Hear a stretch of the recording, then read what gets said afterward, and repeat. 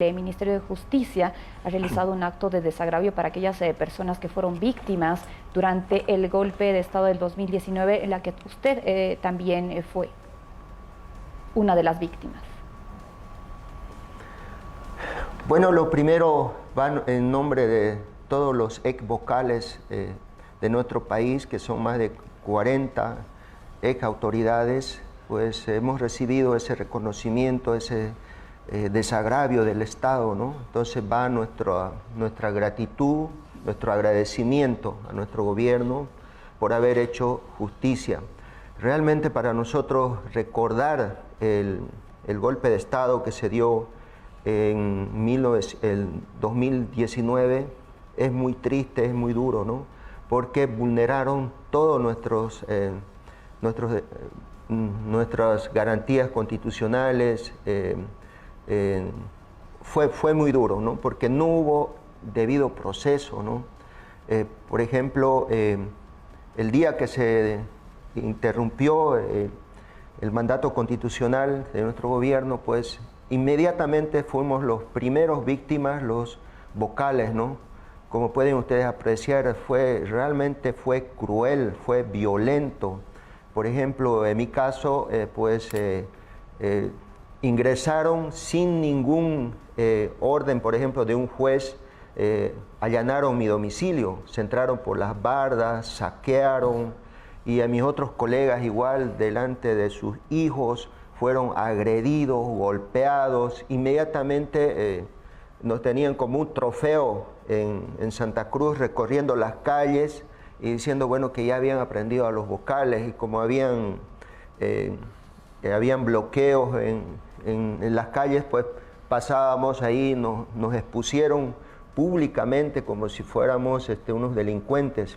Y fíjense que durante un año investigaron, ¿no? Durante el golpe de Estado, pero día y noche investigaron, buscaron, y no pudieron demostrar de que hubiéramos cometido, por ejemplo, un delito electoral. No pudieron. Llegaron a la misma conclusión que nosotros habíamos llegado en el cómputo oficial. En el caso Santa Cruz y Tarija, por ejemplo, eran los dos tribunales piloto en nuestro país que estábamos trabajando con normas ISO electoral 54001. O sea, en la región no se vio que alguien pueda buscar una acreditación de calidad internacional, pero nosotros sí lo hicimos. Y en 37 horas logramos el cómputo en Santa Cruz, ¿no? Y fíjese qué paradójico, ¿no? En Santa Cruz, por ejemplo, ganó Comunidad Ciudadana con 46,84, sacó el primer lugar. Segundo lugar sacó la Fuerza Política Más y PCP con 34,76. El 100% de las actas en el cómputo participó la OEA, los veedores internacionales, las fuerzas políticas, ¿no? Por ejemplo, de Comunidad Ciudadana estaba el señor Gustavo Pedraza, permanente en el cómputo. Lo hicimos en la feria Expo Cruz, un salón 7 bastante amplio y con vidrios transparentes para que pudieran ver a nuestros 60 digitalizadores que estaban ahí bajo la mirada de todos. Y fíjese que logramos nosotros sacar el cómputo final. Se computaron las 8.621 mesas, que es la misma cantidad de actas. Se lo hizo con ellos el cómputo, ¿no? Permanente, ¿no? En 37 horas, porque nos sentíamos acosados en la feria por las movilizaciones, pero logramos nosotros escanear y resguardar todas las actas, ¿no? Terminamos el cómputo, todos estaban de acuerdo, todas las mesas funcionaron, ¿no? Y lamentablemente, pues, desde mi punto de vista, lo que ocasionó el grado de violencia fue las declaraciones de los miembros de la OEA que estaban de veedores, ¿no? En nuestro país, ¿no? Imagínense, ni se había terminado el cómputo oficial, ellos indicaron en una declaración de prensa de que pese a que haya una diferencia de 10 puntos entre el primero y el segundo, igual se tendría que ir a una segunda vuelta. Eso no se ha visto en ninguna parte del mundo, que un organismo internacional pueda emitir un criterio anticipado, porque la Constitución Política del Estado de nuestro país indica claramente que si es que hay una diferencia entre el primero y el segundo, más de 10 puntos, pues en primera vuelta gana la fuerza que sacó el primer lugar. Pero ellos se anticiparon y eso hizo que incendiara todo el país y se diera la interrupción de mandato. Entonces, algún momento tendrá que la misión de la OEA responder por qué declararon, ¿no? Dijeron que se paralizó el TRED. El TRED es la transmisión preliminar que se hace lo que se llamaba antes boca de urna, ni siquiera está en nuestra normativa, pero el órgano electoral decidió realizar. Fíjense que eso no tiene ningún sentido vinculante, ¿no? Lo que vale es el cómputo oficial, y el cómputo oficial en el caso de Santa Cruz, por ejemplo, funcionaron las 8.621 mesas, se abrieron, funcionaron las 8 horas, se cerraron, ese material llegó al centro de cómputo. Y fíjese de que para el área rural fue trasladado el material por las Fuerzas Armadas, o sea, cada brigada que salió al área rural con las Fuerzas Armadas, ¿no? Y en el área urbana, por primera vez, habíamos ensayado que cada notario que llevaba el material electoral, pues iba también con un policía. Imagínense la OEA cuestionando de que hubiera fallado la custodia del material. Totalmente falso, porque cuando ellos hicieron la auditoría, tenían que venir a los 9 departamentos. A Santa Cruz no llegó la OEA, no hizo auditoría en Santa Cruz, ni siquiera nos entrevistó a los vocales para preguntarnos, decirle, están denunciando esto, ¿no? Y no hicieron eso, no llegaron a Santa Cruz.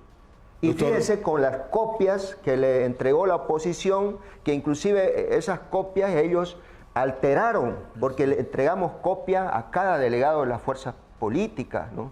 Y alteraron ellos, o sea, esas copias, pero por suerte nosotros teníamos el 100% de las actas a colores escaneados y guardados en nuestro sistema de cómputo. Nunca pudieron montar pruebas falsas, ¿no? Y eso es lo que cuestionaron. Fíjense que falló la cadena de custodia. No falló, señores, en Santa Cruz. Fue impecable. Y aquí ganó, en Santa Cruz ganó la oposición. Sí. Director, yo sé que es muy triste, muy duro recordar, ustedes fueron perseguidos, quedaron sin trabajo, fueron encarcelados, pero ya después de 3 años el Ministerio Público determinó un sobreseimiento al proceso.